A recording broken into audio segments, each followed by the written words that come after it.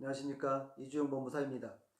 최근 들어 경기가 어려워지고 부동산 거래가 활성화되지 않아서 살고 있던 주택의 임대기간이 지났음에도 보증금을 돌려받지 못하고 보증금을 받을 수 있는 방법이 무엇인지 물어오는 사례가 많아졌습니다. 이번 시간에는 임대차 보증금 반환과 임차권 등기명령 제도에 관해서 알아보겠습니다. 임대차 계약은 임대인인 집주인과 임차인인 세입자가 임대차 계약을 체결하면서 보증금을 지급하고 매월 월세 형식으로 차임을 주는 계약입니다. 살고 있던 집에 대한 임대차 기간이 종료하게 되면 세입자는 보증금을 반환받고 임대 목적물을 반환함으로써 계약이 종료하게 됩니다. 계약 기간이 지났는데 집주인이 보증금을 주지 않으면 어떻게 해야 할까요? 임대차 보증금 반환 소송을 할 수 있습니다. 임대차 보증금 반환을 위해서는 법원의 요건을 갖춰서 소송을 제기해야 합니다. 이런 경우에 다소 시일이 걸리기도 하는데요.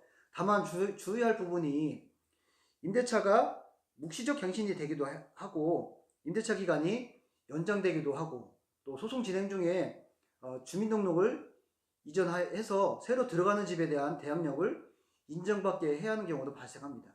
이에 대해서 나눠서 알아보겠습니다. 묵시적 갱신이란 무엇일까요? 묵시적 갱신이라는 것은 집주인인 임대인이 임대차 기간이 끝나기 6개월이나 1개월 전까지 특별한 의사표시가 없는 경우에, 임차인의 경우에는 1개월 전까지 통지가 없는 경우에 동일한 조건으로 임대차를 한 것으로 보는데 이를 묵시적 갱신이라고 합니다. 묵시적 갱신이라는 것은 임대차의 존속기간은 2년으로 보게 되는데요. 임차인은 언제든지 계약 해지를 통지할 수 있고 집주인인 임대인이 통지를 받은 날로부터 3개월이 지나면 효력이 발생하게 됩니다. 소송 중에 주거를 옮기려면 어떻게 해야 할까요? 임대차 목적물에서 다른 곳으로 이사를 가면 주민등록을 옮기게 된다고 하면 대항력을 상실하게 되죠. 따라서 주택임대차보호법에 의해서 보호를 받을 수 없게 되는데 이 점 유의하셔야 합니다. 이 경우에 법원에 임차권 등기명령 신청을 할 수 있습니다. 이는 여기서 반드시 알아둬야 될 사항은 임차권 등기명령 신청을 한 후 바로 주민등록을 이전하시면 안 된다는 점이죠.